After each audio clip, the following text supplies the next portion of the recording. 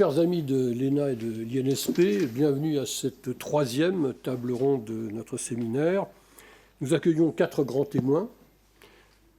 Au fond, à votre gauche, oui, c'est ça, à votre gauche, M. Louis Dutheillet de Lamotte, qui est secrétaire général de la Commission nationale de l'informatique et des libertés, la CNIL. Madame Christine Roger, directrice générale de la justice et des affaires intérieures au Conseil de l'Union européenne. À ses côtés, M. François Biljon, qui est juge à la Cour de justice de l'Union européenne. Et je tiens à remercier M. Biljon et Mme Roger d'être venus tout exprès pour nous parler de Bruxelles. Et il nous manque encore à l'appel le 4e intervenant, qui lui aussi venait de Bruxelles, mais visiblement par un autre train. Voilà. Donc je vous propose de commencer maintenant. J'avais prévu de lui donner la parole en dernier. Donc j'espère qu'il sera là dans les délais. Et je vous dirai à ce moment-là qui il est. Alors chacun aura pris connaissance du thème retenu par les organisateurs vers un modèle européen de société numérique. Aussi vais-je vous demander, mesdames et messieurs, à tour de rôle, de nous livrer le plus succinctement possible votre définition de ce qui est un modèle numérique. Alors on commence par vous, monsieur Dutheillet de Lamotte. Merci beaucoup et merci beaucoup pour l'invitation. Merci à l'INSP. Alors j'ai de la chance parce que je parle en premier, donc moi je vais répondre oui. Je pense qu'il y a on peut bien dire qu'il y a une société numérique. Je laisserai peut-être les intervenants d'après défendre l'antithèse, mais je pense que tout le monde va plutôt répondre oui. Je pense qu'on est particulièrement bien placé en France à la CNIL pour essayer d'avoir une vision un peu longue sur cette question. Je crois que la loi qui a été faite en 1978, qui a débouché sur la directive de 95, le RGPD, pour la protection des données personnelles, venait d'une intuition qui était assez forte en 78 et qui s'est révélée exacte, de ce que le fait d'avoir du traitement de l'information numérique, donc en la codant numériquement et en pouvant la déplacer avec les nouvelles technologies informatiques, la stocker sur les nouveaux serveurs informatiques. Ce changement-là était un changement de nature dans le traitement de l'information. C'est-à-dire qu'il y avait un débat à l'époque pour savoir si on allait juste pouvoir faire un peu plus vite et différemment ce qu'on avait toujours fait avec du papier, mais avec des outils informatiques, ou si ça allait changer la nature de ce qu'était un traitement de l'information. Et la loi de 78 reposait sur cette idée que c'était un changement de nature, qu'on allait imposer des contraintes supplémentaires à ceux qui utilisaient les ordinateurs par rapport à la façon dont ils faisaient la même chose dans le monde antérieur. Et cette intuition, je pense, s'est révélée exacte, c'est-à-dire que le numérique a progressivement s'est diffusé dans absolument tout. Donc quand on regarde l'évolution des textes, c'est assez frappant, hein. On fait en 78 un texte, notamment pour les administrations. Il y a un ordinateur qui est au fond du couloir, à un seul endroit. Quelques personnes ont la clé pour faire tourner le truc, etc. Et maintenant, les gens viennent régulièrement, ceux qui ont connu la loi de 78 depuis longtemps, nous disent « Mais ça, c'est pas un traitement de données automatisé. Le fait d'envoyer un courriel ou d'allumer son téléphone, etc. » Mais je lui dis « Si, maintenant, vous faites des traitements automatisés de données personnelles comme vous respirez. Vous arrivez au boulot, vous n'avez pas commencé à travailler, vous avez déjà fait une dizaine de traitements de données à caractère personnel. » Et donc, évidemment, avec l'augmentation énorme des potentialités et des avantages, des risques nouveaux sont apparus. C'est pour ça que cette législation avait été initiée en 78, a été consacrée avec le règlement général sur la protection des données. Et donc, je pense qu'on peut vraiment parler de société numérique et en débattre aujourd'hui. Merci. C'est à votre tour, Christine Roger. Oui. Voilà, donc je voulais d'ores et déjà préciser que je m'exprime en mon nom personnel et non pas au nom des 2 institutions pour lesquelles je travaille, c'est-à-dire le Conseil et le Conseil européen. Et pour appuyer ce qui vient d'être dit par Louis Dutheillet de Lamotte, oui, bien sûr, c'est quelque chose qui existe. La société numérique, nous y sommes. Même si la définition ou le contenu probablement de ce que l'on essaye de définir a changé. On parlait beaucoup de société de l'information. Et puis, c'est une expression qui est un peu passée de mode, ou de société connectée. Et maintenant, on est vraiment dans une société où la donnée est au cœur, au centre de l'activité économique.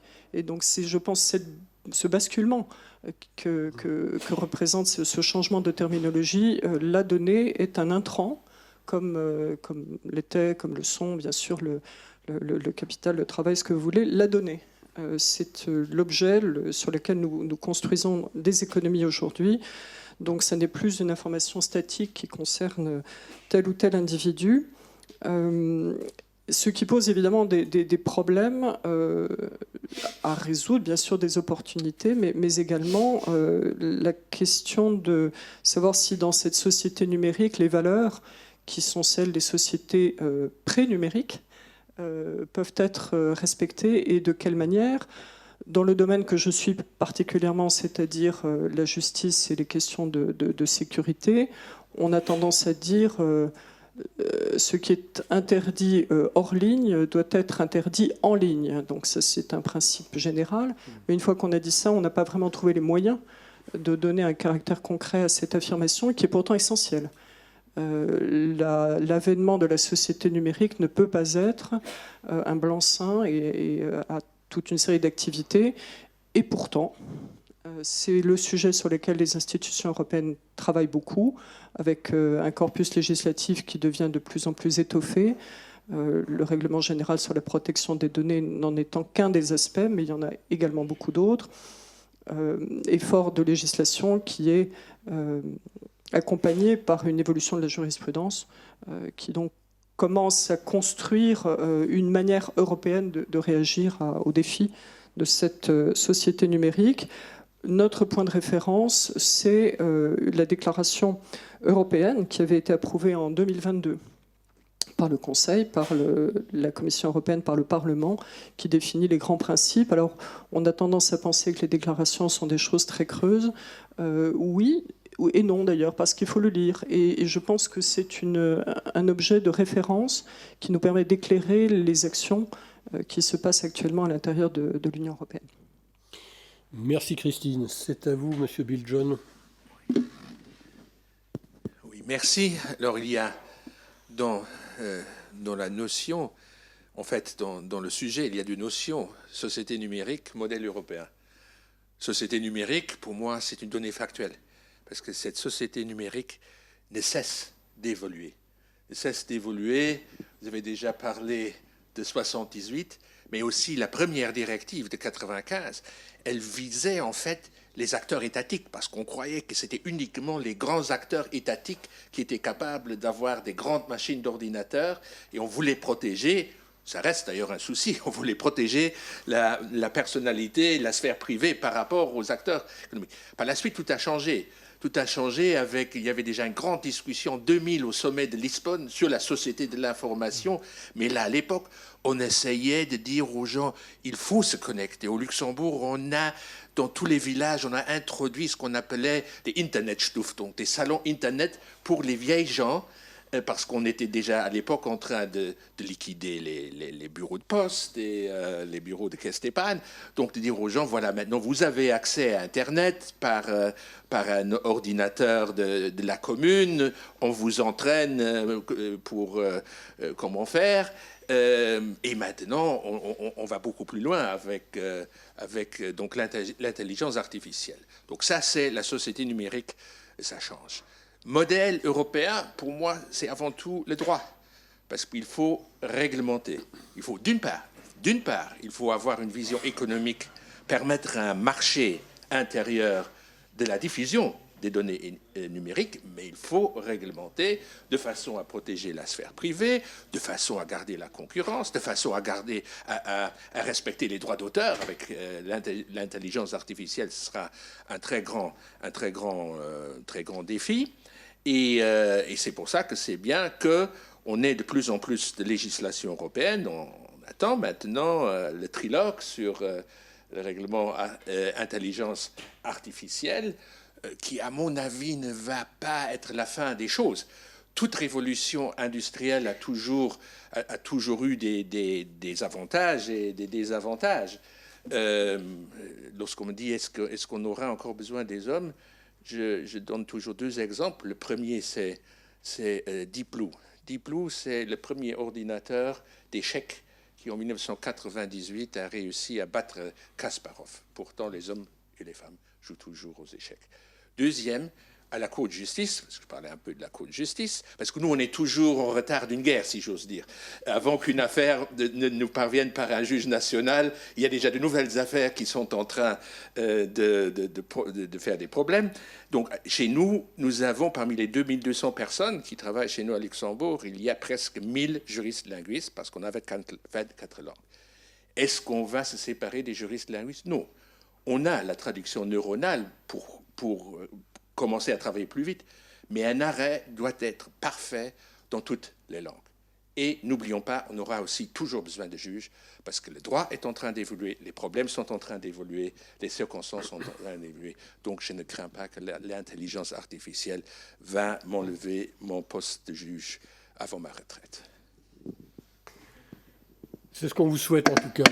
Bien, alors en l'absence du quatrième larron, je pense qu'on va passer à la section suivante du déroulé et on lui donnera l'occasion de s'exprimer sur ce problème fondamental quand et s'il apparaît. Voilà. Donc, on va maintenir l'ordre de passage précédent qui a fait ses preuves. Donc, c'est à vous, monsieur Dutheillet de la Motte. Vous aurez noté cette semaine l'arrêt précisément de la CGUE qui validait une motivation de l'autorité fédérale allemande de la concurrence fondée sur la RGPD. Alors, est-ce que vous saluez cette décision ou au contraire, est-ce que vous estimez que les régulateurs nationaux spécialisés n'ont pas à empiéter sur vos compétences et sur celles de vos homologues dans les autres États membres? Voilà. Et puis, question subsidiaire, est-ce que vous êtes toujours tous alignés, vous et vos homologues dans les autres pays de l'Union européenne, est-ce que vous êtes tous alignés à tout moment, confrontés aux mêmes défis, ou existe-t-il, ici comme dans d'autres domaines, une spécificité française qui n'est pas toujours comprise dans les capitales des autres États membres?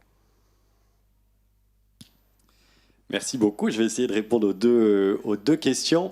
Alors d'abord, vraiment, je reprends vos mots, même si c'est peut-être un peu prétentieux à voir. Mais alors, je salue, si on pose la question, je salue l'arrêt de la CGUE de cette semaine, qui, je pense, est vraiment un grand arrêt sur la protection des données à caractère personnel. Alors d'abord, il y a l'aspect que vous évoquiez, qui est que cet arrêt donc, est venu dire sur une autorité de concurrence allemande qui avait une procédure à l'encontre de Facebook et qui, dans l'analyse de la position dominante évidente de Facebook dans le marché des réseaux sociaux et de la façon dont elle aurait, selon cette autorité, abusé de cette position, est venu tenir compte du fait que Facebook profitait de sa position pour collecter des données dans des conditions excessives, et dans l'appréciation de cet excès, l'autorité a regardé si Facebook respectait le RGPD et donc a estimé que ça n'était pas le cas.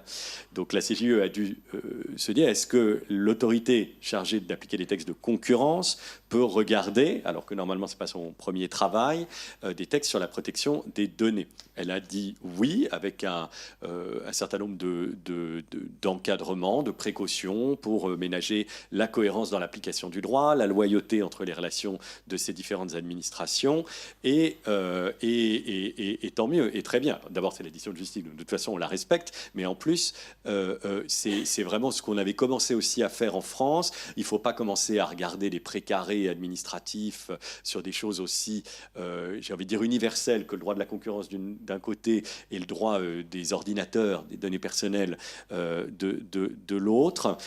Et on a déjà été saisi à la CNIL plusieurs fois par l'autorité de la concurrence dans des affaires qui sont encore en cours. Nous les consultons aussi de façon informelle ou de façon plus formelle dans nos affaires. La loi française, avec un statut sur les autorités administratives indépendantes de 2017, a prévu que toute autorité administrative indépendante peut en interroger une autre. Il n'y a jamais d'obstacle procédural pour faire ça. Je ne suis même pas sûr d'ailleurs qu'on avait besoin de le mettre dans un texte pour que ce soit faisable, mais en tout cas ça a été bien marqué par le législateur. Donc c'est une bonne décision qui par ailleurs a tranché, et ça c'est quelque chose dont il faut avoir conscience sur la régulation de cette société numérique à l'européenne. L'Europe s'est dotée de textes, des textes très puissants, qui, comme tous les textes très puissants et très généraux sont écrits aussi dans des termes qui sont aussi très généraux. C'est des grands concepts. Vous avez le droit de traiter les données si vous avez un intérêt légitime à le faire, pour une durée qui n'est pas excessive, à condition de ne pas porter une atteinte disproportionnée. Et alors, une fois que vous avez dit tout ça, vous n'avez pas du tout la même appréciation selon que vous avez en face de vous la start-up qui est en train de foncer pour faire son système d'intelligence artificielle ou une association de défense des citoyens contre les atteintes à leur vie privée. Donc, on a besoin de jurisprudence. Il y a beaucoup de questions préjudicielles dans les tuyaux. On a besoin de jurisprudence. La décision Facebook est venue trancher un certain nombre de débats. Il y a beaucoup d'expériences des autorités. Depuis 1978, la CNIL a vu des dizaines, des centaines de milliers de cas de questions de est-ce que j'ai le droit de faire ci ou ça avec mon site internet, mon application mobile et tout ça.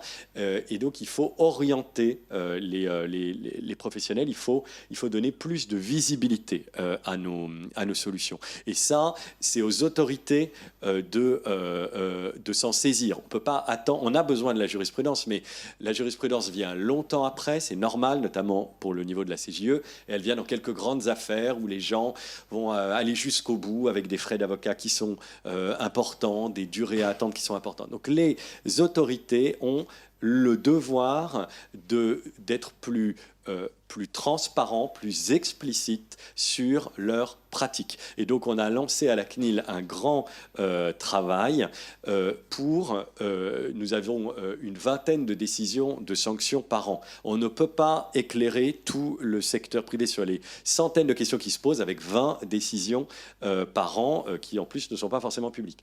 On a quelques travaux qui sont faits et on essaie de les multiplier pour faire des lignes directrices, des recommandations. Ça, c'est extrêmement utile.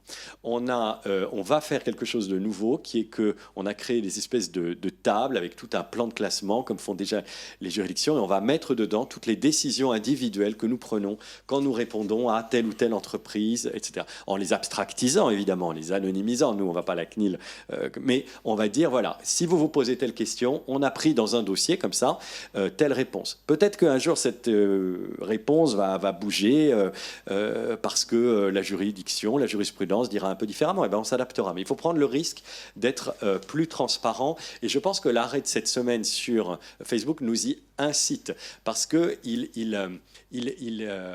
pointe le fait que l'autorité de la concurrence allemande, là, française en France, doit regarder les décisions que prennent les CNIL, les autorités de protection des données. Et pour ça, il faut qu'il y ait des décisions. Il faut qu'il y ait une publicité sur ces centaines de questions que se posent les personnes. Donc on va travailler à tout ça.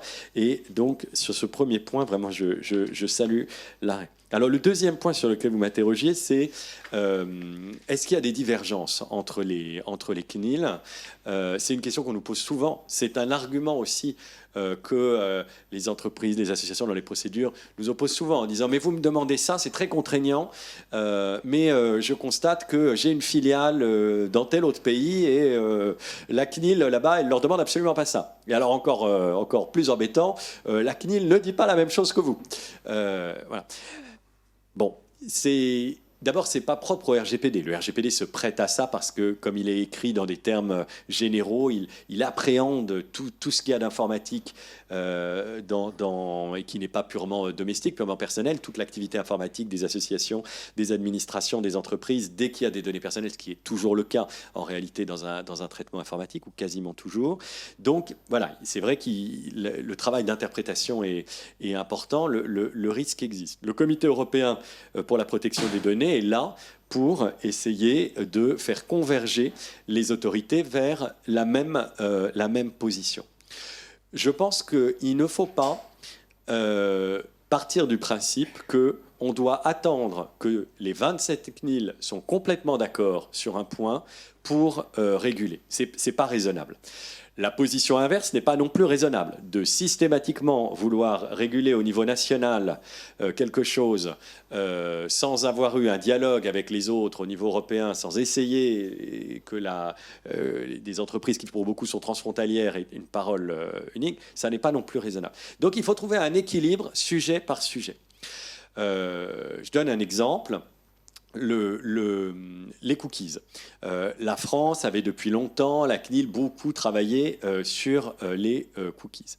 Il y avait eu évidemment des travaux au niveau européen. Et dans une ligne directrice qui n'était pas propre aux cookies, une position avait été prise sur la liberté du consentement sur les cookies. La CNIL a fait le choix d'aller plus loin.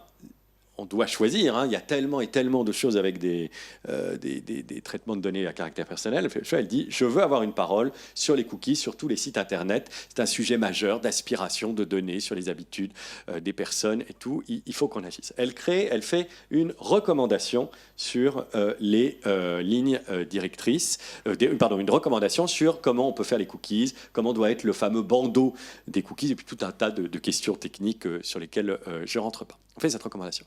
Dans cette recommandation, évidemment, on suit sur un certain nombre de points ce que le CEPD avait dit dans certains documents sur les cookies. Il l'avait dit d'ailleurs dans des discussions où nous avions participé et où la CNIL était d'accord. Alors, le système français fait que ces actes de droit souple sont attaquables directement devant le Conseil d'État français. Donc, le Conseil d'État français se retrouve à juger, indépendamment de toute application, la position prise par la CNIL. Il nous valide tout un tas de choses. Il nous annule là un des points pour dire qu'on ne pouvait pas dénier l'accès au service si la personne refusait les cookies. On devait avoir le droit sur les sites de dire non aux cookies, mais d'avoir quand même l'accès au journal, au réseau social, etc. C'est ce qu'avait dit le CEPD. Le Conseil d'État annule ce point avec une motivation d'ailleurs très minimale en disant vous l'avez dit de façon trop générale, la question est plus compliquée, ce point-là, vous ne pouvez pas dire ça comme ça. Très bien. La régulation se poursuit. À partir de cette décision de justice, la CNIL a pu faire une action de régulation dont nous sommes très fiers pour demander à tous les sites Internet de mettre en place le bouton de refus sur les interfaces. Et vous avez vu fleurir en France et dans un certain nombre de pays européens le tout refuser ou accepter sans continuer sans accepter. Alors, je vous passe les centaines d'heures de débat sur cette formule continuer sans accepter. Voilà que nous on a accepté, si j'ose dire. Peut-être qu'un jour on viendra nous dire qu'il ne fallait pas l'accepter, mais en tout cas on est parti là-dessus. Et voilà, on fait avancer les choses. Les interfaces de cookies ont progressé. Et 2 ans après tout ça, la boucle est bouclée, et je passe la parole après, l'arrêt qui vient d'être sorti sur Facebook est venu confirmer, et donc j'imagine, en ayant lu tout ce qui s'était passé en France et dans d'autres pays, on en avait parlé évidemment à tous les collègues européens, certains avaient embrayé, d'autres n'avaient pas embrayé, etc. Et l'arrêt est venu confirmer le fait, voilà, quand le site vous dit qu'il vit...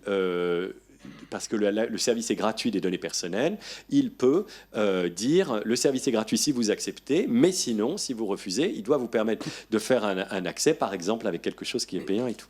Et donc, voilà, si on avait attendu l'arrêt de la Cour de justice pour commencer, on aurait raté tout cet épisode de régulation. Et je ne crois pas du tout, mais je vais laisser le juge s'exprimer, je ne pense pas du tout que du point de vue de la Cour de justice, ils se disent qu'il faut attendre qu'on ait statué ou que le comité européen soit entièrement d'accord pour commencer. Ça dépend des cas. Parfois, c'est déraisonnable d'y aller avant que le CEPD n'ait une position complètement convergente. C'est même peut-être parfois déraisonnable d'y aller avant qu'un juge national ou européen ait pris la position. Et puis parfois, il faut avancer et ajuster en fonction de ce que dira le CEPD, ce que diront le juge. Merci beaucoup. Et c'est à votre tour, Christine Roger. Le principe de l'inviolabilité des communications est aussi vieux que le secret postal et que l'interdiction d'interception des communications téléphoniques. Mais aujourd'hui, comme à l'époque, les services judiciaires ou de sécurité d'un État peuvent avoir des raisons valables de s'intéresser aux réseaux terroristes ou aux réseaux de criminels organisés. Alors, on se souviendra qu'en Allemagne de l'Est, c'est une anecdote qui vous rappellera de bons souvenirs, en Allemagne de l'Est, les citoyens étaient surveillés de très près et dans les sous-sols de la Stasi, il y avait des services chargés de décacheter les enveloppes au moyen de générateurs de vapeur pour contrôler le contenu du moindre courrier destiné à l'étranger. Alors évidemment, aujourd'hui, les méthodes sont plus rapides, plus efficaces. Et de quelle garantie légale, Christine Roger, peut-on ou doit-on s'entourer afin d'éviter que tout le monde espionne tout le monde, en somme? Et puis, question subsidiaire, est-ce que le droit à l'oubli est une notion totalement illusoire?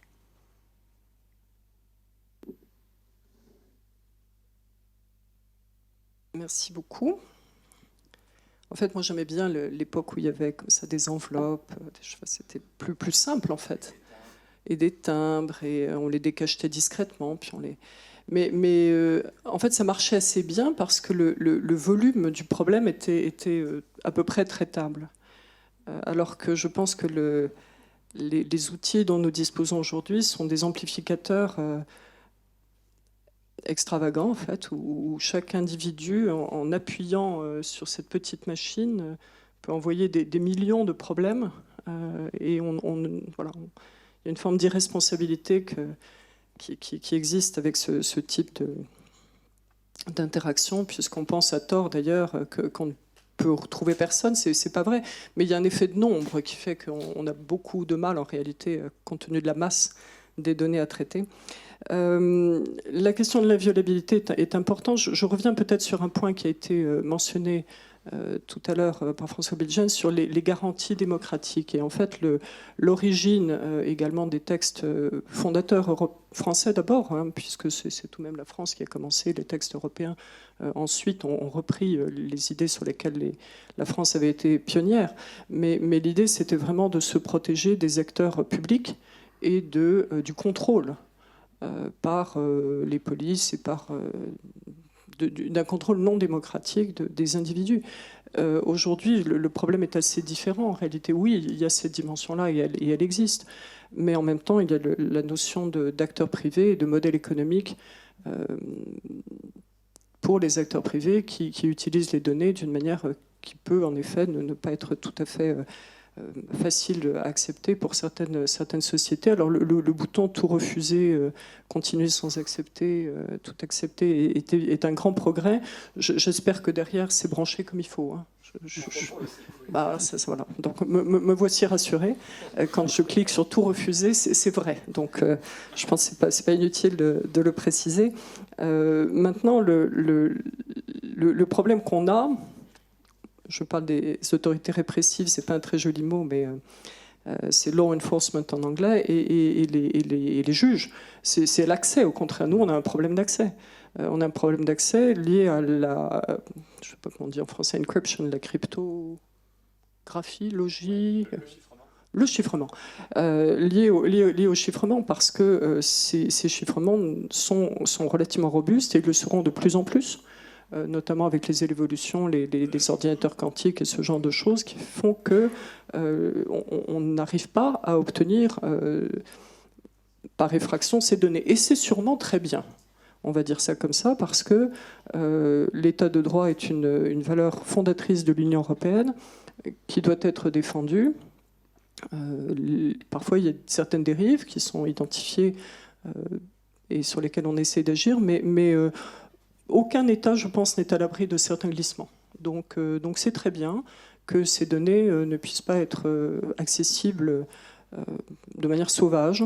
En revanche, là où on a plus de mal, c'est qu'il faudrait quand même prévoir des procédures d'accès à ces données et faire en sorte que, avec un encadrement, et un encadrement par le juge notamment, on puisse trouver l'information nécessaire pour les enquêtes, tout simplement.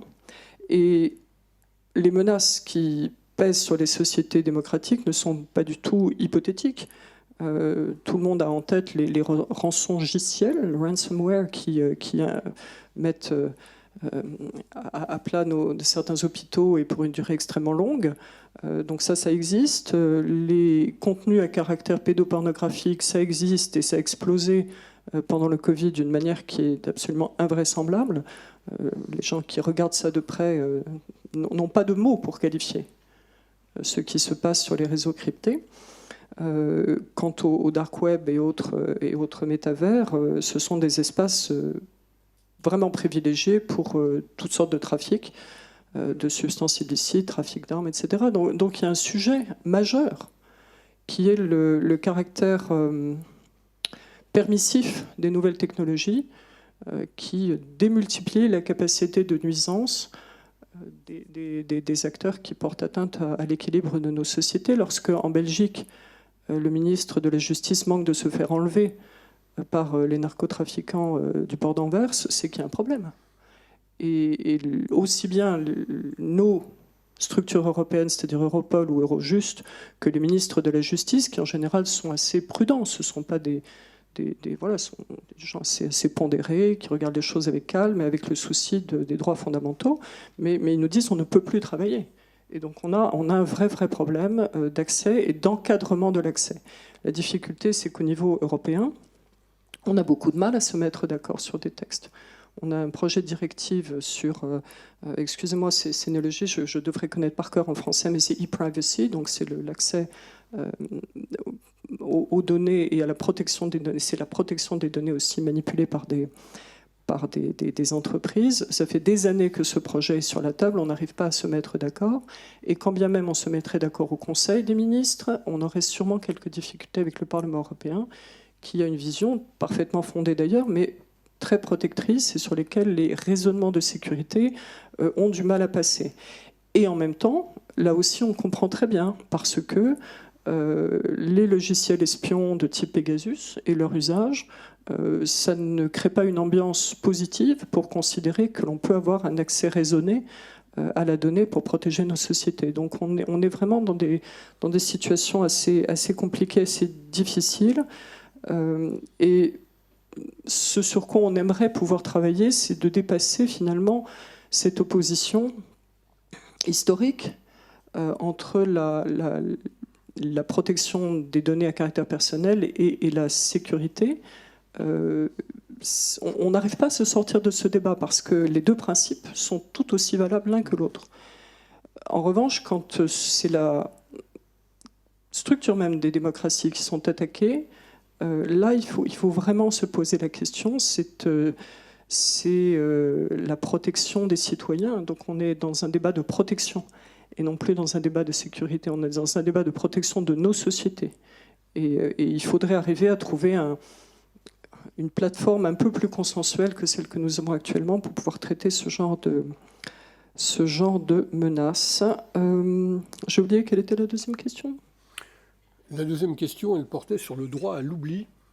On a fait énormément de progrès là-dessus. Je vais laisser la parole à des gens qui ont suivi ça de très près, mais on a pu obtenir énormément de progrès en matière de droit à l'oubli depuis un certain nombre d'arrêts, justement, qui nous ont beaucoup aidés. Donc je pense que François Bien sera très bien placé pour répondre à ça. Mais en tout cas, voilà, moi, ce que je voudrais dire actuellement, c'est que les textes que nous avons en discussion au Conseil, puis bientôt au Parlement, ou pour certains d'entre eux déjà au Parlement, c'est précisément sur ce conflit entre sécurité et protection des données que nous bloquons. Et on a beaucoup de mal à le dépasser. Notamment, on a un texte que je suis de près, qui est la lutte contre les contenus à caractère pédopornographique. Et la question du chiffrement est centrale. Donc certains États disent, et on les comprend aussi, il ne faut pas affaiblir le chiffrement. Donc nous n'allons pas demander à WhatsApp ou autres sociétés de casser les codes. D'ailleurs, ils n'ont pas les codes. Donc on ne leur demande pas d'aller regarder, même avec une machine qui ne lirait pas le contenu, mais repérerait uniquement les contenus problématiques sans se faire une idée de ce que ça veut dire précisément. On ne peut pas casser ces codes, nous disent certains États. Oui, mais en même temps, si on élimine les plateformes chiffrées de notre règle sur la limitation des contenus pédopornographiques, autant dire que ça ne sert à rien. Donc on a vraiment ce sujet qui est tout à fait au cœur des débats, avec pour moi l'interrogation de savoir pourquoi donc les États ont besoin d'utiliser des plateformes privées chiffrées pour leur communication, après tout, n'est-ce pas? Je vois bien que c'est intéressant d'avoir Telegram ou Signal, mais peut-être pas entre autorités publiques. On peut peut-être trouver autre chose sur lesquelles le chiffrement pourrait être préservé et les plateformes privées qui véhiculent des contenus problématiques seraient peut-être un petit peu plus ouvertes. Merci Christine. Alors je me tourne maintenant vers vous, Monsieur Bill John. On constate, on le disait tout à l'heure, depuis une douzaine d'années à peu près, une multiplication d'affaires de principe et de litiges commerciaux, directement ou indirectement liés à la communication numérique. Or, la nature internationale de la plupart de ces dossiers aura déclenché, on l'a dit aussi, une multitude de recours préjudiciels auprès de la CJUE, ce qui fait de vos collègues et de vous-même, Monsieur Bill John, des espèces d'arbitres de l'autorisé et de modeleurs de notre société. Comment donc est-ce que vous analysez le corpus général jurisprudentiel constitué à ce jour par vos collègues et vous-même? Et puis, question subsidiaire, est-ce qu'il existe malgré tout des lacunes, des défis, des lenteurs législatives notamment, qui vous portent préjudice ou qui vous préoccupent? Oui, merci. Alors effectivement, on a déjà un grand corpus, même si on a beaucoup moins d'affaires que la CNIL. Mais je vais analyser 4 domaines différents. Juste un mot pour le fonctionnement de la Cour de justice. Donc tous les arrêts que je citerai sont des renvois préjudiciels. C'est donc le juge national est toujours le juge, si j'ose dire, de première instance européen, parce qu'en raison de la primauté du droit européen, là où il existe, il doit appliquer le droit européen. Et il peut, à moins qu'il soit une juridiction de dernier ressort, il doit nous poser une question d'interprétation si effectivement le droit européen doit être interprété. Il suspend donc la procédure, c'est un incident de procédure. Nous donnons un arrêt qui ne va pas clore l'affaire au fond, mais qui a l'autorité de la chose interprétée pour tout le monde en Europe, ce qui fait l'intérêt de nos arrêts. Alors, le premier domaine, c'est celui dont on a déjà parlé, la collecte, la conservation et l'accès aux données numériques. Et suite au 9/11, l'Europe a fait énormément de textes pour combattre le terrorisme. Un de ces textes, c'était la directive sur la rétention des données, Data Retention, directive qui a été appliquée. Il y a certains États membres qui ont été condamnés par la Cour de justice parce qu'ils ne l'appliquaient pas, jusqu'à un moment, en 2013, un juge irlandais et la Cour constitutionnelle autrichienne nous ont posé la question si cette directive, où justement on collectionnait toutes les données de localisation et de trafic, si elle était conforme à la Charte des droits fondamentaux, notamment aux articles 7 et 8, protection de la sphère privée et protection des données. Et nous avons annulé cette directive parce que nous avons dit que c'était une ingérence d'une grande ampleur et particulièrement grave dans la sphère privée, parce qu'on avait tout de tout le monde, on aurait pu avoir tout de tout le monde. Et pour la justification, le programme est le suivant. Est-ce que c'est prévu par la loi? Oui. Est-ce que le contenu essentiel est attaqué? Non. Est-ce qu'il y a un objectif légitime? Oui. Mais vient la proportionnalité dont vous avez déjà parlé, le strict nécessaire. Et nous avons découvert qu'il y avait 3 grands problèmes. Premièrement, il y avait une collecte généralisée de toutes données. Deuxièmement, l'accès n'était pas soumis à aucun critère objectif. Et troisièmement, les données étaient gardées pendant 6 mois, de nouveau, sans catégorisation. On a ajouté, donc ce sont trois motifs autonomes. C'est important de savoir, ce sont 3 motifs autonomes qui en fait se cumulent. Alors on a ajouté par ailleurs qu'il y avait un problème de sauvegarder les données sur le territoire européen, ce qui n'était pas prévu. Et aussi les conditions de la sauvegarde des données n'étaient pas prévues. Alors, le problème, suite à cet arrêt, est que, donc, il va bientôt avoir 10 ans, mais il n'a toujours pas été remplacé par une nouvelle directive, parce qu'il y a aussi des vues très différentes entre les États membres, ce qui fait que, surtout en France, on critique la Cour de justice, et on espère qu'on va changer notre jurisprudence. Or, notre jurisprudence ne peut évoluer vraiment que s'il y a de nouveaux textes. Et donc, il faut que le législateur, j'anticipe votre question subsidiaire, j'y reviendrai, il faut encore quelques textes. Alors, les États membres ont essayé de trouver d'autres bases juridiques, et c'était la directive vie privée et communication électronique. Et là aussi, nous avons dit que cette directive n'autorisait pas une collecte, une conservation généralisée et indifférenciée des données relatives au trafic et de localisation. Et nous avons dit 2 choses qui sont très importantes qu'il faut avoir en tête, que que l'accès l'accès sans limite n'est possible que pour la lutte contre la criminalité grave, avec toute la discussion sur ce qu'est la criminalité grave. Et deuxièmement, il faut un contrôle préalable d'un juge ou d'une autorité indépendante. Donc, ça sont les critères selon lesquels notre jurisprudence a continué. Il y a beaucoup d'autres arrêts, j'en cite un seul, c'est l'arrêt du 6 octobre 2020, Quadrature du net, un renvoi à la fois du Conseil d'État français et de la Cour constitutionnelle belge, où nous avons fait quelques ouvertures limitées en ce qui concerne une possibilité, je ne vais pas dans le détail, d'une conservation ciblée, d'une conservation, d'une injonction aux opérateurs, d'une conservation généralisée et indifférenciée des adresses IP, d'une conservation généralisée et indifférenciée des données relatives à l'identité civile, et également une possibilité de conservation rapide. Je passe sur les conditions parce que je n'en ai pas le temps, mais donc on a fait une légère ouverture. C'est un arrêt qui est retourné au Conseil d'État. On discute beaucoup si le Conseil d'État a vraiment suivi en toutes lettres notre arrêt, mais ce n'est pas à nous de le dire. Voilà donc pour ce domaine qui est donc toujours en cours. Je passe sur d'autres arrêts. Prenez votre temps. Hein. Non, mais je passe sur d'autres arrêts. Ah oui, il y a un que je prendrai, c'est l'arrêt du 20 septembre 2022, VD, il s'appelle. C'est un renvoi de la Cour de cassation. Et là, il s'agissait de savoir si la directive, respective le règlement, sur les marchés, sur les abus de marché financiers en Europe, permettait une conservation généralisée et indifférenciée. Et nous avons dit non, ces deux textes non plus ne permettent pas une conservation généralisée et différenciée.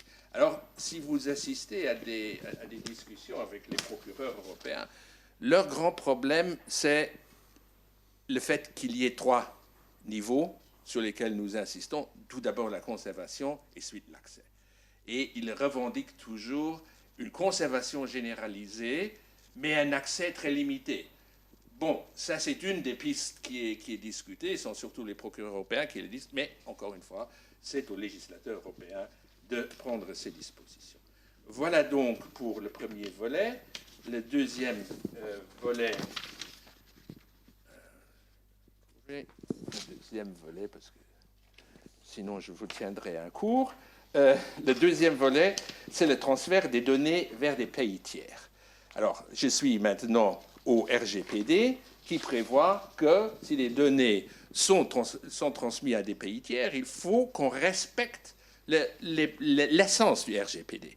Et là, j'entre totalement dans le modèle européen. Et par deux arrêts qu'on appelle Schrems 1 et Schrems 2, en fait Schrems 2 c'est Schrems 3 parce qu'il y avait un Schrems 2 auparavant, mais qui ne touche pas à la RGPD, on a annulé deux fois des décisions de la Commission qui disaient, voilà, j'ai un accord avec les États-Unis, on peut transférer des données aux États-Unis, il y a donc un niveau de protection adéquat. Et là, nous avons dit, c'était M. Schrems, c'est un activiste autrichien, qui s'est opposé à ce que ces données Facebook, par le biais de Facebook, ça s'appelle Meta maintenant, de Facebook Irlande, soient transférées aux États-Unis. Ce qui fait que l'autorité de contrôle des données irlandaises, elle est surchargée avec toutes ces affaires, avec toutes ces sociétés américaines qui sont localisées. Et là, nous avons dit, c'était le premier accord, s'appelait Safe Harbor, nous avons dit qu'il ne respectait pas le niveau de protection adéquat selon le RGPD. Alors la Commission a fait, c'était un arrêt donc du 6 octobre 2015. La Commission a conclu un nouvel accord avec les États-Unis et on a eu l'arrêt Schrems 2 du 16 juillet 2022. C'était le Privacy Shield. On a dit de nouveau qu'en ce qui concerne les garanties de recours, on n'avait pas les garanties nécessaires aux États-Unis. Donc il y a eu une décision de la Commission qu'on a maintenue, les clauses contractuelles type pour le transfert de données, ça concerne surtout les sociétés, mais le Privacy Shield, on l'a de nouveau annulé. Troisième domaine, là je viendrai au droit à l'oubli, c'est le déréférencement des données sur un moteur de recherche. Alors l'arrêt fondateur, c'était l'arrêt du 13 mai 2014, Google Spain. Alors, dans cette affaire, juste un mot, c'était un monsieur, Costera González, qui avait des dettes envers la sécurité sociale espagnole. Et cette sécurité sociale voulait mettre aux enchères une de ses propriétés. Ça fait très loin déjà.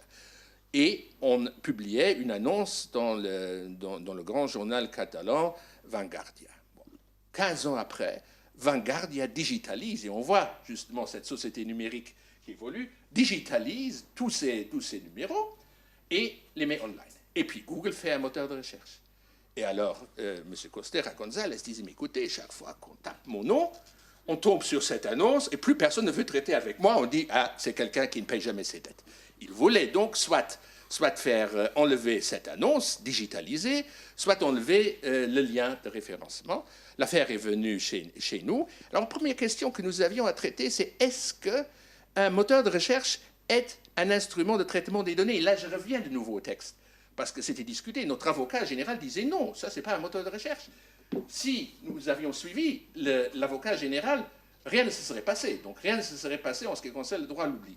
Et nous avons dit oui, et puis nous avons dit ici, il faut mettre en balance les droits fondamentaux de M. Costera González, protection de la sphère privée et protection des données, mais aussi avec les droits fondamentaux de Google, à savoir liberté d'entreprendre et le droit à l'information des citoyens. Nous avons dit, dans cette situation spécifique, c'est les droits de M. Costera González qui priment, et nous avons ajouté que s'il s'était agi d'une personne d'intérêt public, on aurait dit autre chose. Alors, qu'est-ce qui s'est passé avec cet arrêt? Nous n'avons jamais employé le terme droit à l'oubli dans cet arrêt, mais c'est cet arrêt qui a été consacré comme droit à l'oubli. Google a dû changer toutes ses politiques. Personne d'autre auparavant n'a fait changer Google de politique de moteur de recherche. Et dans l'article 17 du RGPD, on a maintenant le droit à l'oubli, ce qui donne bien entendu encore toujours lieu à de nombreuses références en justice, mais Google enlève quand même régulièrement des références. Alors, il y a un arrêt suiveur, c'est l'arrêt du 24 septembre 2019, Google portée territoriale du déréférencement sur envoi du Conseil d'État, où nous avons dit que le RGPD ne vaut que pour le territoire européen. Ce qui fait qu'on peut déréférencer en Europe, mais pas déréférencer aux États-Unis, parce que le texte, c'est clair dans le texte, on dit alors il faudrait que l'Europe ait une autre politique et un autre droit pour le faire. Il y a encore un autre arrêt Google déréférencement d'un contenu prétendument incorrect. Je saute là-dessus. C'est des questions, je répondrai parce que j'ai déjà presque 10 minutes. Donc, je vais sauter sur le 4e volet, sur les réseaux sociaux. Et ça, c'est très intéressant. Parce que d'une part, nous faisons tout pour que l'État n'ait pas accès à nos données. Mais nous publions toutes nos données, tous azimuts sur les réseaux sociaux. Quelquefois, ce sont les mêmes gens qui font toujours des plaintes contre l'État, qui finalement n'ont aucun problème à faire des Twitter et à faire des sharing sur Facebook, etc. Et là, nous avons, je citerai 3 arrêts. Le premier, c'est un arrêt du 1er octobre 2019, Planète 49, où nous avons dit, justement parce que, je le prends parce que vous en avez parlé, le consentement n'est pas valablement donné, c'est sur les cookies. Le consentement n'est pas valablement donné lorsque le stockage d'informations ou l'accès à des informations déjà stockées dans l'équipement terminal de l'utilisateur d'un site Internet par l'intermédiaire de cookies est autorisé au moyen d'une case cochée par défaut que cet utilisateur doit décocher pour refuser de donner son consentement. Et nous avons ajouté les informations que le fournisseur de services doit donner à l'utilisateur d'un site Internet inclut la durée de fonctionnement des cookies, ainsi que la possibilité ou non pour des tiers d'avoir accès à ces cookies. Un autre arrêt, c'est l'arrêt du 5 juin 2018, Wirtschaftsakademie Schleswig-Holstein. Là, nous avons dit que la notion de traitement des données englobe l'administrateur d'une page fan hébergée sur un réseau social. Ça, c'est très important, parce que, par exemple, lorsque je veux aller au restaurant, je regarde toujours les sites des restaurants. De moins en moins de restaurants ont des sites dédiés, mais ils ont quelque chose sur Facebook. Et je refuse toujours d'y entrer, parce que si j'entre sans être membre de Facebook, je suis dans Facebook.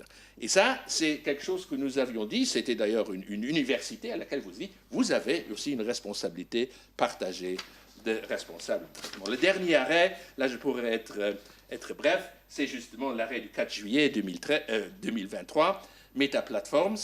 Et donc là, une chose que vous avez déjà dite, c'est la coopération. Parce qu'une des grandes avancées du règlement... Alors, la première grande avancée du règlement, c'est que c'est un règlement et non plus une directive. Directive doit être doit être transposée au niveau national. Un règlement s'applique directement, donc on a une plus grande uniformité. La deuxième, c'est le One Stop Shop, comme ça s'appelle. Donc, il y a maintenant toujours l'idée d'une autorité de protection des données qui est chef de file et l'autre qui suivent. Et nous avons aussi un arrêt que je n'ai pas ici, mais un arrêt où nous avons dit, si, c'est une affaire belge, par rapport à l'autorité irlandaise, on a dit, si vraiment l'autorité chef de file ne fait rien, vous pouvez quand même faire quelque chose. Donc il faut que le système fonctionne. D'ailleurs, pour la petite histoire, l'autorité de protection des données qui a décrété à ce jour l'amende la plus élevée, c'était l'autorité de la protection des données du Grand-Duché de Luxembourg. Mais bon. Alors, un dernier mot sur cet arrêt, Meta Platforms. Là, on a dit que, justement, si on fait des likes ou des don't like, ça ne veut pas dire qu'on met ces données publiquement en cause, parce que, donc, Meta, Facebook voulait collectionner tout ça. Il me dit, mais ils nous ont donné, les gens nous donnent les données. Ils nous ont dit non, alors il faut faire un consentement pour donner ces dossiers. Ça c'est, quant au fond, la grande avancée aussi de cet arrêt. Alors, qu'est-ce qui se passe? Il y aura toujours des arrêts. Actuellement, on a une deuxième affaire Quadrature du Net, pas encore en délibéré. Ça concerne la loi Hadopi. Et c'est un renvoi aussi du Conseil d'État. Et on avait déjà une audience, parce que donc, presque toutes ces affaires, nous traitons en grande chambre, 15 juges. Nous avions une audience en grande chambre, nous avions des conclusions, et puis au délibéré, nous avons dit que c'était encore beaucoup plus complexe que nous l'avons cru, et nous avons réouvert la procédure orale, et maintenant, nous avions déjà une audience en mai, on attend les conclusions, et de l'avocat général, et nous traitons cette affaire à 27 juges. Ça a donc un arrêt. Pour le reste, pour bondir sur votre question subsidiaire, bien entendu, il nous faut des textes. Contrairement au juge de Strasbourg, qui est universellement compétent pour tout ce qui touche aux droits fondamentaux, le juge de Luxembourg n'est compétent que pour le droit européen, là où il existe. Donc là où il n'existe pas, ce n'est pas au juge de Luxembourg de le créer. Voilà donc aussi notre intérêt à avoir de nouveaux textes législatifs. Bien entendu, nous savons que ça dure. Quelquefois, des textes sont adoptés, puis il y a le Parlement européen ou un État membre qui fait un recours en annulation devant nous. Mais ça, c'est un État de droit. Merci, M. Biljon. Je vous suis reconnaissant d'avoir évoqué cette incohérence majeure de la part du plus grand nombre d'entre nous à réclamer l'anonymat et à dénoncer l'irruption de la publicité sur nos écrans, tout en inondant les réseaux sociaux de séquences vidéo des aspects les plus intimes de notre vie quotidienne. C'est ce qu'on pourrait appeler d'ailleurs le syndrome du duc et de la duchesse de Sussex. Alors, en l'absence du quatrième larron, je vais vous poser une question que je comptais lui poser, mais qui est plus générale, et vous voudrez bien vous exprimer l'un après l'autre, dans l'ordre préétabli désormais. L'intelligence. Le juge doit toujours avoir le dernier mot. Absolument, j'avais bien conçu ça comme ça. Et c'est sans doute pour cette raison que notre ami de la Commission européenne n'est pas venu. Bien. Oui, l'intelligence artificielle et le calcul quantique, ce sont des choses évidemment tout à fait différentes. Est-ce que selon vous, dans l'avenir de vos positions respectives, est-ce que c'est quelque chose qui va bouleverser les pratiques et les garde-fous actuels de la réglementation, ou s'agit-il simplement de procédés techniques nouveaux, mais qui rentreront sans trop de difficultés dans le cadre des moules de la régulation, de la réglementation actuelle? Alors moi, je répondrais J'étais sûr que oui et non. vous étiez inspiré par ça. Oui, alors il va y avoir plein dedans, parce qu'on a parlé des cookies, là, et l'arrêt de la Cour de justice vient de clarifier certaines choses de façon définitive sur ces histoires de cookies, de pouvoir accepter, refuser, entrer quand même sur le site du journal, du réseau social, etc. Mais c'est presque le monde d'avant-hier maintenant. L'actualité maintenant côté des CNIL, et donc ça arrivera un jour à la Cour de justice, c'est les applications mobiles. On utilise beaucoup moins les sites internet et de plus en plus les applications mobiles. Et on croit que c'est pareil, que c'est la transposition. Mais techniquement, en termes de traitement de données, c'est pas du tout pareil. Le téléphone accède à beaucoup plus de choses. Le téléphone sait beaucoup plus de choses. Et donc, c'est pas les mêmes conseils, les mêmes informations, les mêmes règles à faire. Et l'intelligence artificielle qui est en train de débarrouler à toute allure. Donc, moi, l'année dernière, le grand sujet, c'était les caméras intelligentes, les caméras augmentées, les caméras qui analysent automatiquement. Et là, évidemment, on a depuis quelques mois, c'est ChatGPT de tous les côtés. Alors, oui, ça, moi, je pense qu'il y a ces effets de rupture dont on parlait dans la société numérique, l'analyse automatique des images, le ChatGPT. Je suis tout à fait d'accord avec ce qui a été dit sur le fait que ça ne va pas remplacer les hommes, ça va changer les manières de travailler. Enfin, donc oui. Et en même temps, non sur la deuxième partie, c'est-à-dire je ne crois pas. Enfin, en tout cas, nous, pour le dire de façon claire, on est assaillis là en ce moment de sociétés qui nous disent « Ah, mais c'est terrible ce RGPD, alors voilà, c'était déjà terrible, et alors maintenant, ça interdit de faire ChatGPT en Europe. » Alors, du coup, on leur dit, mais pas du tout. Enfin, il ne faut pas partir du principe. C'est encore une fois des textes qui sont sur des concepts de légitimité, de proportionnalité, d'information, de droit. Et donc, la question, c'est d'expliquer comment. Je ne dis pas que ce sera aussi facile, entre guillemets, que ça l'est dans des pays avec beaucoup moins de réglementation, mais comment cette réglementation peut permettre de faire ces développements. Alors, ça n'empêche pas que le Conseil, la Commission, le Parlement travaillent d'arrache-pied, ils ont raison, puisque c'est des phénomènes nouveaux, avoir des réglementations nouvelles. Il y a énormément de textes qui arrivent, qui sont arrivés ou arrivent dans le domaine numérique. Il y a le règlement sur l'intelligence artificielle qui est vraiment en train de progresser très vite. Mais le RGPD, je pense, montrera que ces principes, ces concepts sont adaptés. Simplement, il faut que les autorités administratives, au début du chemin, nationalement et au Comité européen de la protection des données, prennent leur part du travail en clarifiant et en disant vous pouvez faire ça mais vous ne pouvez pas faire ça, vous devez le faire comme ça. Et puis après évidemment ça progressera avec des réglementations spécifiques et avec certainement des affaires judiciaires qui permettront de faire un réglage fin du curseur. Mais je ne pense pas que ce soit inadapté.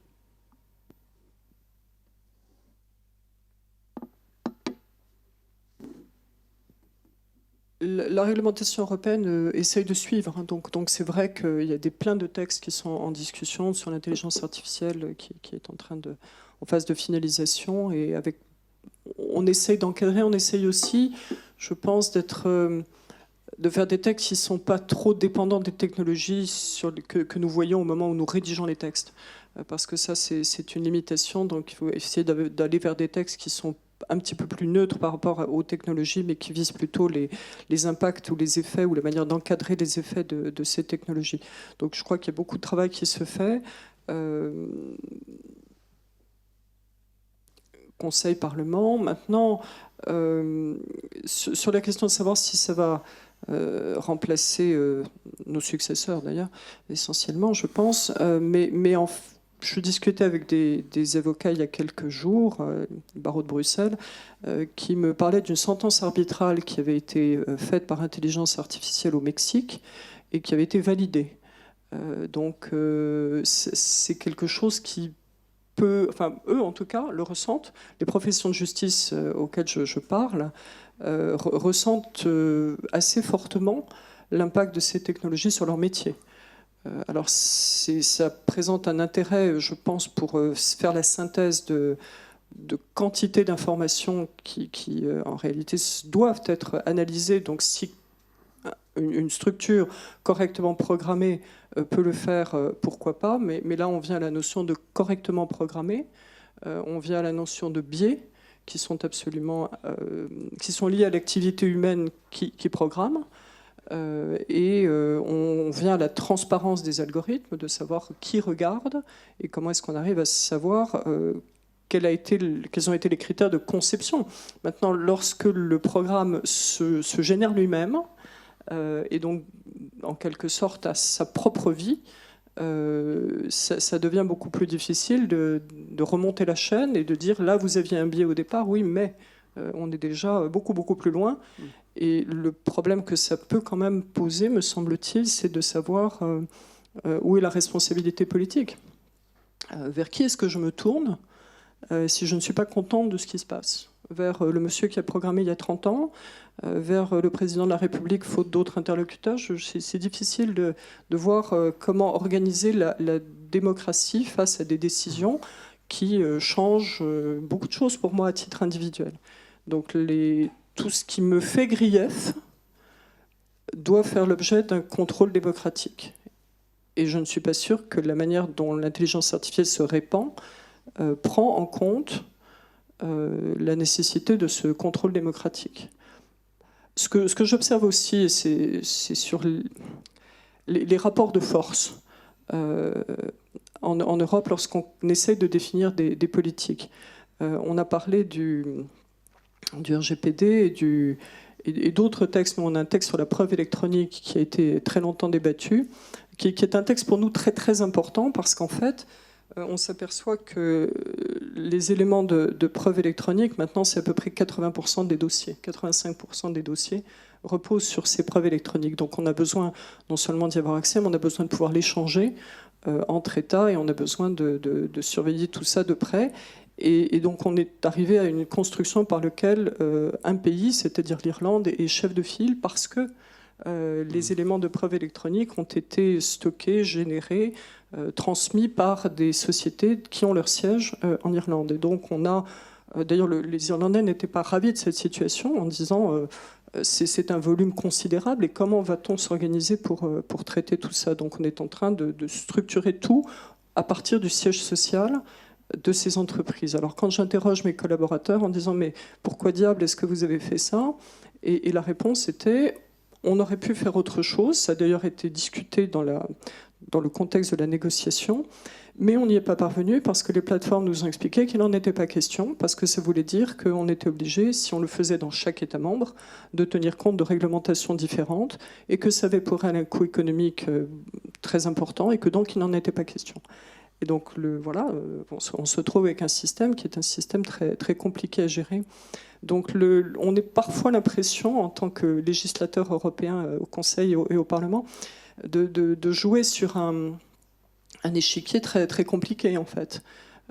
Et lorsque nous essayons de lutter contre les contenus pédopornographiques, pratiquement chaque jour dans Politico Tech, nous voyons des articles expliquant à quel point c'est un problème du point de vue de la liberté fondamentale, des libertés fondamentales. Donc je lis avec intérêt Politico Tech, je lis également la petite phrase qui me dit « This is offered by Google ». Bon, donc je me demande qui est à l'œuvre dans ce genre de débat public et si les associations de victimes sont aussi bien financées que visiblement ces compagnies le sont. Donc c'est un petit sujet. Et le dernier point que je voudrais évoquer, c'est la question de la collecte généralisée, qui effectivement fait très peur, et on peut comprendre pourquoi. Mais en même temps, la question est peut-être celle de l'accès. Mais si je regarde comment fonctionnent les compagnies privées, j'ai l'impression que la collecte généralisée est quelque chose qui est inhérent à leur modèle économique.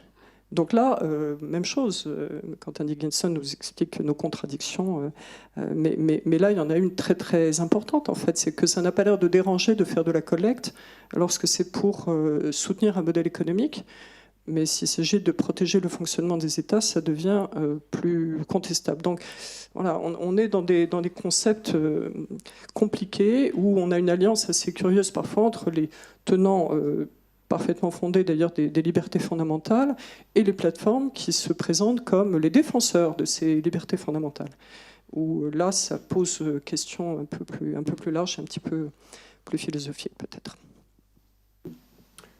Monsieur Biljon. Oui, j'aimerais ressauter sur quelques éléments Et revenir à ce que vous avez dit sur la société numérique, c'est technologiquement, elle est toujours en pleine transformation. D'où cet intérêt que vous avez dit de formuler les textes de façon techniquement neutre. Parce que si on ne les forme pas de façon techniquement neutre, on a toujours des problèmes d'interprétation. Je vous ai dit, la question, est-ce que la classification Google, est-ce que c'est un traitement des données ou non? Grande discussion, nous avons dit oui. Bon, maintenant c'est tranché. Je donne un autre exemple, les caméras. Dans la première directive 95, on ne l'avait toujours pas transposée au Luxembourg. Dans ma vie antérieure, j'étais aussi ministre de plusieurs choses et j'ai dû transposer la directive 95 en droit luxembourgeois. Et j'avais déjà décidé à l'époque de dire, mais les caméras, surtout les caméras sur le lieu du travail, parce que j'étais en même temps ministre du Travail, doivent être réglementées. Grande offuscation, tout le monde a dit « Ah mais non, la directive ne le prévoit pas », jusqu'à un arrêt de la Cour de justice des années plus tard qui a dit bien sûr c'est aussi un traitement des données. Et ça je crois que c'est important que tous les textes ne dépendent pas d'une technologie à un certain moment parce que dès que le nouveau texte, il a passé le Parlement le 14 juin, on espère que le texte pourra être publié en novembre-décembre, puis il faut qu'il soit mis en œuvre, mais il sera déjà dépassé technologiquement. Donc ça, c'est quelque chose qui est absolument important que les grands principes juridiques puissent être appliqués, quelle que soit la technologie. Pour le reste, effectivement, si vous parlez d'une ordonnance, oui, une ordonnance. Déjà, nous avons énormément d'ordonnances, d'irrecevabilité, d'incompétence. Nous avons un schéma et on remplit le schéma. Bon, ChatGPT va encore le remplir plus. Mais je ne vois pas ChatGPT écrire à la place des 27 juges de la Cour de justice le futur arrêt Quadrature du cercle 2. Merci beaucoup. Je voulais vous demander ce que vous pensiez de ce bel objet en matière plastique. Vous le connaissez? Vous le reconnaissez? Non? Oui, exactement. C'est ce qui vous permet d'occulter la caméra de votre téléphone portable. Ça fait fureur depuis peu de temps. Et à mon sens, c'est complètement idiot parce que, évidemment, ça n'arrête pas le fonctionnement audio de votre téléphone. Non, mais du moins le visio, il y a autre chose. Mais moi, je ne le fais très rarement, mais je devrais le faire plus souvent. Vous avez un petit bouton dans votre portable qui dit « pas localisé ». Ce qui fait qu'énormément de sites vous disent « Ah, il faut vous localiser ». Mais bon, bien entendu, si maintenant je veux aller à la gare de l'Est, peut-être que j'aurais besoin d'être localisé. Mais ça aussi, si nous disons « il ne faut pas nous localiser », il faut aussi que peut-être que nous essayons de ne pas nous faire localiser. Merci beaucoup. Alors nous sommes parvenus à la toute dernière partie de cette table ronde. Et non pas 4, mais 3 grands témoins ont accepté de répondre à vos questions et à réfuter vos prises de position le cas échéant. Donc la parole est à la salle et je vous demande de vous nommer avant de poser votre question et de préciser votre profession ou vos fonctions. Je crois que monsieur était le premier à lever la main. Bonjour, Éric Thibault,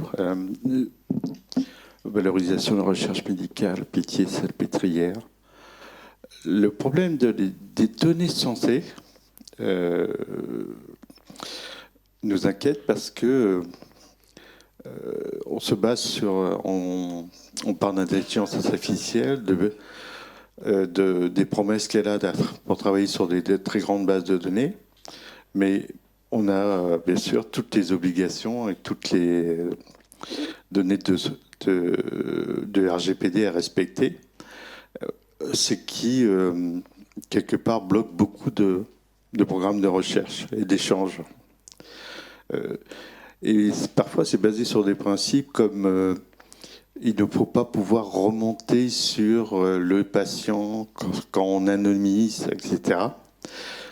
Même si on leur dit que pour remonter sur le patient, il faudrait avoir une chance sur 50 000 et puis travailler pendant 5 ans pour arriver à remonter sur le patient.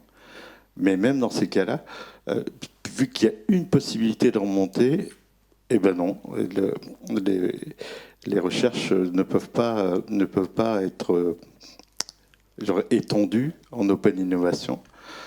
Et c'est un peu bloquant parce que du coup, on perd l'avantage sur les Américains, sur les Anglais maintenant qui sont sortis.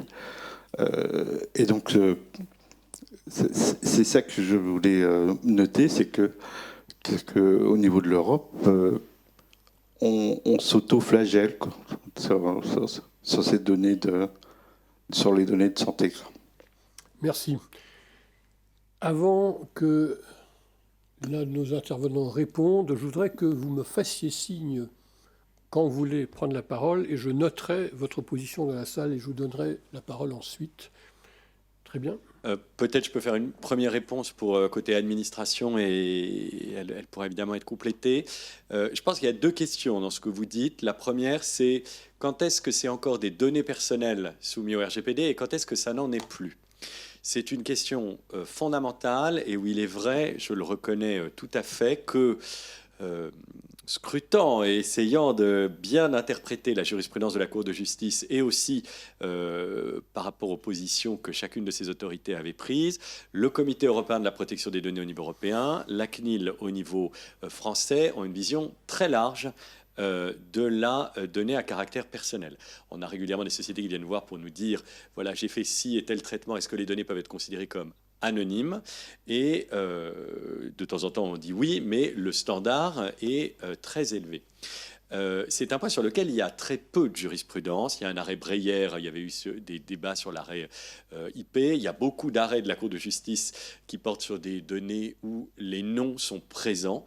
Sans aucun doute, donc il n'éclaire pas sur voilà, des bases très pseudonymisées, très très fortement pseudonymisées, mais où la recherche montre aussi que, voilà, c'est peut-être un cas sur 50 000, il y a des cas où, avec notamment des croisements et des technologies de plus en plus évoluées, on arrive à réidentifier, il y a des chercheurs qui se spécialisent là-dedans et qui montrent qu'on arrive à réidentifier, mais c'est vrai que c'est difficile. Et en plus, la réglementation européenne, peut-être là-dessus un jour, mais dans longtemps, évoluera. Moi, ce qui me frappe là, après 3 ans à la CNIL, c'est que c'est tout ou rien. C'est-à-dire que si vous êtes une donnée personnelle, même ultra pseudonymisée, vous avez tout le RGPD à respecter. Autant que si vous avez un fichier complètement nominatif publié sur Internet, alors que votre truc est dans un coffre-fort ultra pseudonymisé, très difficile, hein, voilà. Et si vous n'en êtes pas, là, vous n'avez plus rien. C'est un peu moins vrai avec les nouveaux textes pour certains acteurs, le Data Governance Act, etc. Mais quand même, vous avez infiniment moins de règles qui s'appliquent. Alors, il y a des positions du tribunal de l'Union européenne, du tribunal de l'Union européenne, qui ont énormément surpris tout le monde du droit de la donnée personnelle, les régulateurs, etc. Parce que dans des cas où il était évident par rapport à la pratique actuelle, je dis de la CNIL et de l'Union européenne, le tribunal est venu dire ce ne sont pas des données personnelles, le RGPD ne s'applique pas du tout. Dans le premier cas qui était l'an dernier, c'était une personne physique, elle n'a pas fait appel à la Cour de justice, mais là, il vient d'y avoir un nouvel arrêt où c'est le contrôleur des institutions européennes qui est en cause, le DPS, qui a pris une position en disant qu'étaient des données personnelles, des données où il y avait les noms et les prénoms étaient remplacés par des numéros, et celui qui les traitait n'avait pas les noms, mais il y avait une liste qui existait ailleurs, chez un autre acteur, où il y avait la correspondance. Donc ça, c'est vrai que nous disons systématiquement, comme de façon facile, si on arrivait à avoir accès à cette liste, on peut refaire la correspondance. Cette liste doit être traitée comme des données. Ces données doivent être traitées comme des données personnelles, alors qu'il n'y a pas le prénom et le nom, il y a un numéro, et du coup, vous avez une obligation de les sécuriser. Si jamais on vous demande... voilà, alors évidemment, l'accès ne peut pas avoir lieu si ce n'est pas possible pour la personne de recouper, mais les obligations de sécurité, d'information, de transparence, etc. S'appliquent. Le tribunal de l'Union européenne a jugé que ce n'était pas des données personnelles, ce qui a beaucoup surpris, et il y a un appel. Donc nous aurons Voilà, et nous aurons dans quelques mois, un an, 18 mois, la réponse de la Cour de justice. Et je pense que ce débat va être porté devant la Cour pour essayer peut-être de clarifier dans la jurisprudence, mais ce sera difficile parce que c'est des questions très abstraites, le niveau à partir duquel on peut sortir de cette réglementation. Alors, je pense quand même que le niveau, voilà, je me permets de le dire parce qu'il y a un appel, etc. Enfin, là, nous, on aurait vraiment fait comme le DPS, là, le contrôleur européen. Si la Cour de justice l'affirme, c'est qu'on s'est vraiment trompé. Évidemment, on ajustera tout. Mais même si la Cour de justice infirme l'arrêt du tribunal en disant là, quand même, ça s'applique, elle pourra prendre cette première question qui est fondamentale. Et puis après, deuxième point de la question, une fois qu'on a dit c'est quand même des données personnelles parce que c'est des données de santé sur des millions de personnes, il y a quand même des possibilités de réidentification, même difficiles, qui ont été documentées. Le texte doit nous permettre d'essayer de faire graduer les contraintes. Et ça, je suis d'accord avec vous. La communauté de la recherche se plaint régulièrement de ce que c'est trop difficile, c'est trop lourd. Alors, donc je nie pas la réalité des contraintes. On essaie quand même d'améliorer les choses. En France, on a un système de méthodologie de référence qui fait que si on suit une certaine méthodologie, on estime que c'est bon et on ne demande plus rien qu'une déclaration, un papier. Il faut progresser dans cette voie-là. On est prêt d'ailleurs à en discuter pour en faire de nouvelles s'il y a besoin. Le règlement EHDS qui est en cours d'élaboration sur l'espace européen des données de santé va dans le sens il faut qu'il y ait des autorisations, des mécanismes préalable, mais essaye, je crois, de mettre certaines flexibilités aussi dans le système. Il faut qu'on trouve un bon équilibre parce que c'est sûr que, encore une fois, on accepte qu'il y ait plus de contraintes peut-être que dans d'autres pays. C'est un choix du législateur parce que c'est des données numériques, elles présentent... il y a aussi des risques liés à ça, mais il ne faut pas que ça pénalise notre recherche. Et de ce point de vue-là, on a bien entendu que il y avait le sentiment du côté des communautés de recherche que c'était trop lourd par rapport à ce qu'ont leurs collègues en dehors de l'Union européenne. Si vous ne voulez pas rajouter un mot l'un ou l'autre, non ? Très bien. Je peux prendre encore 2 questions. La vôtre, monsieur ? Non. Monsieur et madame ensuite. Je donne dans l'ordre.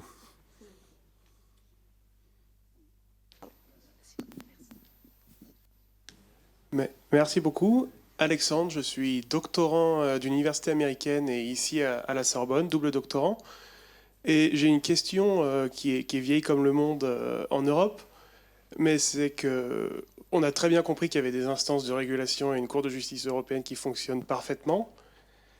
Avec le DMA, avec le DSA, avec les régulations de 95, par contre, elles fonctionnent très bien pour réguler les autres. À quel point on se rend compte qu'il n'y a aucun acteur majeur européen aujourd'hui qui qualifie pour le DMA, qui sont en train d'émerger, et qu'est-ce qu'on veut faire pour l'innovation ?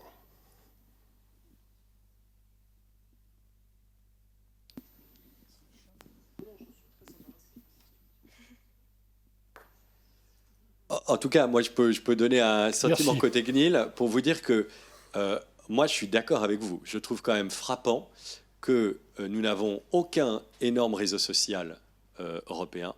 Nous n'avons aucun acteur de cloud majeur européen. Et donc ça doit quand même nous interroger sur la façon dont on a réglementé et appliqué les réglementations. C'est le truc pour l'administration depuis X années. D'ailleurs, l'arrêt Schrems II qui a invalidé les transferts vers l'Union européenne pour des raisons très profondes, très solides, etc., et que nous appliquons et nous envoyons des centaines de courriers à des acteurs pour leur dire, etc. Mais ça s'est révélé d'une difficulté pratique d'application absolument considérable, parce que comme tous les gros acteurs sont américains, l'entreprise que vous avez en face, elle vous dit qu'elle a déjà fait des efforts en prenant l'américain qui était beaucoup mieux que et on a énormément de mal. Et tout ça se glisse dans les détails. Je me rappelle de une application logicielle avec pas des moyens considérables qui voulait vraiment qu'il n'y ait absolument aucun transfert de données vers les États-Unis. Et alors on n'arrivait pas sur une brique du reCAPTCHA. Là, vous savez, le truc où on vous demande de cliquer pour la sécurité, etc. Et alors on n'en arrivait pas à en trouver un européen qui colle avec toutes les... etc. Et on avançait. Enfin, donc c'est très difficile, vous avez entièrement raison. Je pense que là, maintenant, il faut regarder aussi vers l'avenir. Donc, il y a quand même un effet de levier. La décision de la Cour de justice, Schrems II, a quand même eu un effet de levier à partir du moment où toutes les sociétés se sont dit « Oh là là, j'ai 45 prestataires informatiques, il y en a 44 qui sont américains, la CNIL va me tomber dessus et théoriquement, je risque des amendes pénalisantes. » Quand ils ont renouvelé leur marché, ils ont pris ça en compte. Et c'est quand même bien parce que si on ne donne pas nos marchés, nos contrats à des acteurs qui aujourd'hui ne sont pas des énormes structures européennes, elles ne le deviendront jamais. Donc il faut quand même reconnaître que cet arrêt a eu aussi ce mérite de pousser dans la direction, et je crois que les CNIL ne l'ont pas trahi en prenant finalement beaucoup de décisions de pédagogie, d'accompagnement, de dire il faudrait qu'il n'y ait pas de transfert, etc.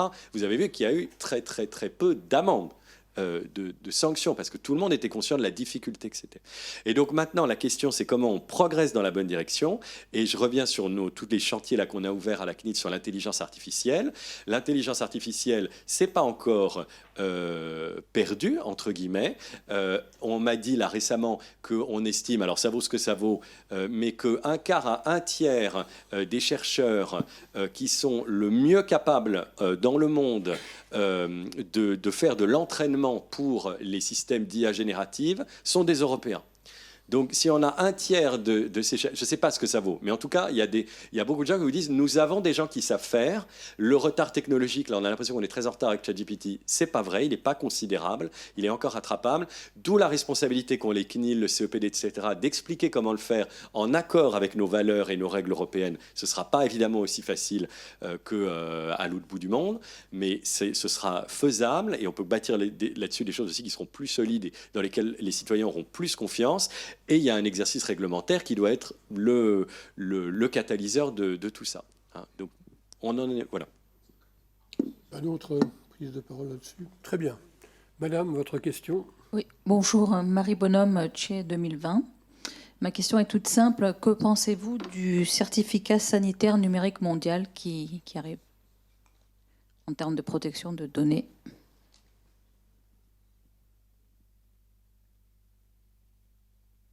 Là, en fait, moi, j'avoue que je n'en pense rien. Je ne le connais pas, pour être honnête. Donc, si vous pouvez peut-être... j'ai lu, enfin, j'ai pas fait de recherche particulière, mais j'ai lu que l'OMS lançait l'idée d'un certificat sanitaire numérique mondial, de la même veine que le passeport que l'on avait, le passeport numérique lors de l'époque Covid. Voilà. En tout cas, moi, je peux juste dire un mot. Moi, je peux dire un mot sur le fait que, alors, ça dépend si c'est une certification. Ce serait une certification en réalité, c'est ça? C'est le même principe que le certificat que l'on avait à Covid, mais qui deviendrait mondial pour chaque individu. C'est-à-dire, et sur ce certificat, il y aurait toutes les informations de santé, de vaccination, etc., etc. Mais c'est déjà le cas sur le passeport jaune que vous connaissez de l'OMS. Je ne pense pas que ce soit la même chose, non. Mais je ne suis désolée si ma question n'est pas assez précise. Non, c'est juste que, en fait, moi, comme je ne connais pas le détail de la réglementation envisagée, ça m'est difficile de réagir, mais je devrais le connaître, l'avoir vu. En tout cas, je crois encore une fois qu'il n'y a pas d'obstacle de principe au regard du RGPD. Après, il faut regarder comment c'est fait. C'est évidemment des données sensibles. Il y aura le nom, il y aura des informations de santé. Donc, il faut un cadre légal. Et à ce moment-là, on les traite sur le fondement de l'obligation légale. Si c'est quelque chose de purement facultatif et véritablement facultatif, ça peut être fait sur le fondement du consentement. La sécurité est essentielle.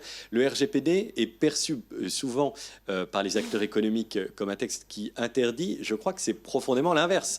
Dans son titre, il dit « Je suis là pour la circulation des données ». Il ne faut pas se focaliser sur quelques arrêts de très grande portée de la Cour, mais sur des choses extrêmement particulières, sur ces transferts, sur l'accès pour la police, la justice au lac de données de connexion. Là, par rapport aux millions de types d'utilisation possibles et envisageables, le RGPD est un texte qui donne des modalités pour traiter les données avec des outils numériques et informatiques, avec une hygiène informatique qui est que je dis ce que je fais, par rapport à, je vous parlais du changement de nature, par rapport à avant 78, etc. C'est vrai qu'on est obligé maintenant de dire ce qu'on traite comme données. Ce n'était pas du tout le cas pendant des siècles et des siècles pour tous les acteurs économiques. Je dis ce que je fais. J'essaye d'en avoir le moins possible parce que le fait de l'avoir sous forme numérique a créé des formes de risque qui n'existaient pas avant quand c'était dans du papier. J'essaye d'en avoir le moins possible, de savoir donc pourquoi je les utilise, et on a consacré certains droits pour les personnes d'accès et de rectification avec tout un tas de... Voilà, mais c'est un texte qui dit plutôt le comment que le oui ou le non. Oui, j'aimerais rajouter deux choses. Premièrement, sur le certificat Covid. Parce que c'était en fait une grande réussite. Pourquoi ? Parce que tout le monde a dit l'Union européenne a failli devant le Covid. Le problème, c'est que l'Union européenne n'a pas vraiment de compétences propres en matière de santé. Et donc, qu'est-ce que l'Union européenne a fait avec le certificat Covid ? Elle a pris comme objectif la libre circulation des personnes et a créé ce certificat ad hoc qui a donc été accepté par tout le monde. On n'a pas vraiment... On a régulièrement des renvois qui traitent du certificat Covid, mais sans le mettre en cause, et mettre plutôt les effets en cause. Encore, personne n'était obligé d'avoir un certificat Covid, mais le certificat Covid permettait une meilleure libre circulation des personnes. Aller au-delà pose quand même beaucoup d'autres problèmes, parce qu'il faut d'abord savoir quelles données sont mises sur ce certificat. Est-ce qu'on donne son consentement exprès ou non? Et puis, quel est l'accès? On est actuellement saisi d'une affaire, un renvoi allemand sur les cartes d'identité nouvelle génération. Peut-être que vous en avez déjà. J'ai encore une ancienne. Mais dans les nouvelles, il y a donc les empreintes digitales. Et alors, le juge allemand nous pose la question si c'est conforme aux droits fondamentaux de mettre les empreintes digitales sur cette carte d'identité. Et là, on a il y a l'arrêt Schwarz, etc. Donc, avant de créer une telle chose, avant qu'un tel certificat mondial existe, puisse être appliqué en Europe, je crois que là, les institutions européennes auront aussi, avant que la Cour de justice ne dise quelque chose, auront aussi leur mot à ajouter. Parce que, et là je reviens à la première question, tout vient du fait que nous disons que les données de santé sont des données sensibles qu'il faut protéger. Ça peut causer des problèmes, mais elles restent toujours à protéger. Eh bien, cette voie de la sagesse marque la fin de notre colloque. Il s'ensuit une pause café maintenant quelque peu raccourcie. Oui, je regarde la pendule. Je vous rappelle qu'à l'issue de cette pause café se tiendra une 4e table ronde consacrée aux défis auxquels se confrontent les administrations publiques dans toute l'Europe. Un débat qui sera animé par Nathalie Green, à qui je passe le flambeau. Merci beaucoup.